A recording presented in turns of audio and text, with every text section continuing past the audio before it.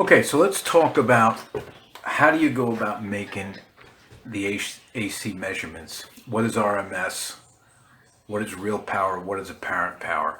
So what I made is an interactive spreadsheet here. And just to briefly explain what we have 2 cycles worth of data. So I have 720 degrees, which is 2 cycles of 360.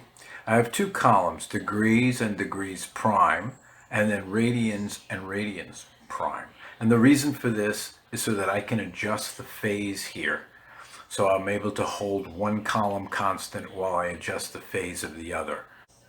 Well, first, if we look at radians, right? How do you get radians? Well, it's just radians is a function of the degrees. Okay, so this is the radians per degree. Okay, and then volts. How do I get volts? Well, I take the sine of the radians, right, and I multiply it by the peak. Okay, so in this case for volts, I can put a number in here that represents the peak voltage. Okay, same is true for amps. I do the same thing, and then this is the number that it multiplies it by. And then I have a column where I take volts and I square it, and then next column is amps and I square it, and then I do volts times amps. Okay, so that's how this chart is made up, and that's how these sine waves are being generated.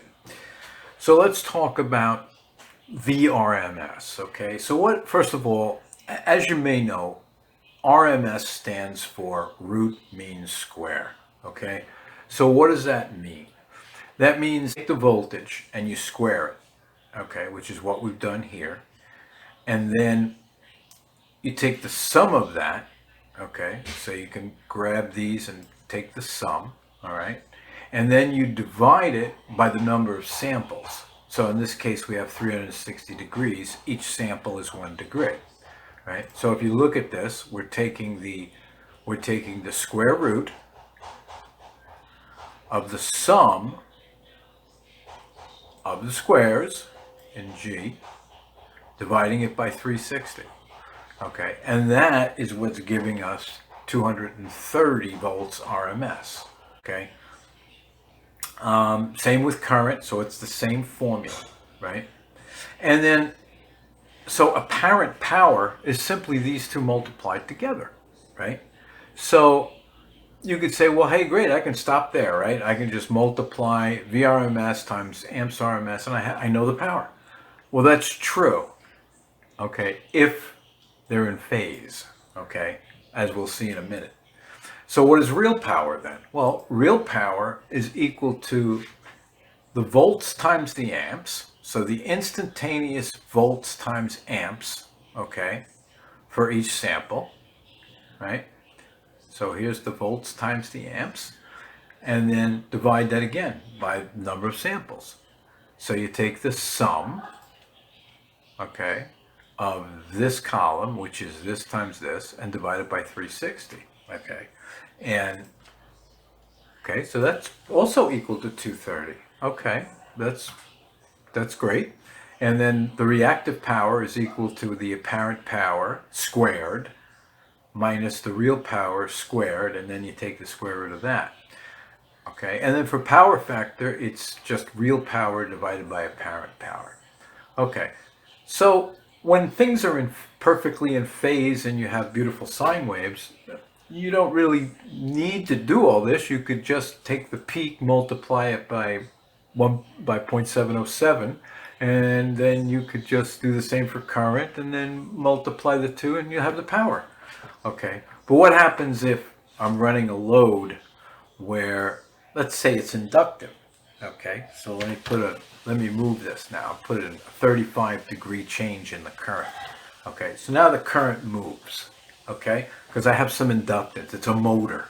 Okay, so what happens now? Well, I still have 230 volts, right? Because I still have this sine wave, so I'm getting the VRMS. I still have 1 amp, because again, I'm getting over 1 sine wave. I'm taking the root mean square. Okay, I multiply them together, I'm still getting 230 watts, right? So I must have 230 watts. Well, no. If you look at the real power, you only have 188 watts. Okay, so Now that you have reactive powers, because of this, you have reactive power, and then your power factor is 0.82. So, and if you take this further, if I go all the way and I say, hey, let me just put a pure inductance in there, see what happens. So I move it 90 degrees. Well, now, again, your VRMS and current RMS are the same, parent power is the same, but the real power is 0. So there is no energy, there's no work being done here. It's all reactive power, and the power factor is 0. So again, unless you measure these things and calculate these things, you don't really know what you're getting. It looks, if you just look at apparent power, it always looks like you have 230 watts. But in fact, that's not true. So if you turn around and you say, okay, what does that mean? It's really just the power triangle, right? You're taking the x-axis is real power, the reactive power is the y-axis, and it can be in this positive if it's inductive, or if it goes this way, it's capacitive, right? And then you have the apparent power, right? So it's really, you go back to this, it's just a squared plus b squared equals c squared, right? So, or you could say apparent power equals the real power, the square root of the real power squared plus the reactive power squared. Right. And another way to look at this is, and this is all over the web, but let's think about it like as a glass of beer, right? So the apparent power is the total amount that fits in the glass, okay? So that's that's everything that can fit in there. But the actual beer that you would drink and consume is the liquid. The foam would be the reactive power. So as you can see, even though the glass could be full, you're not going to get real power because of this reactive power. And so that's a good analogy. It's a good way to think about it.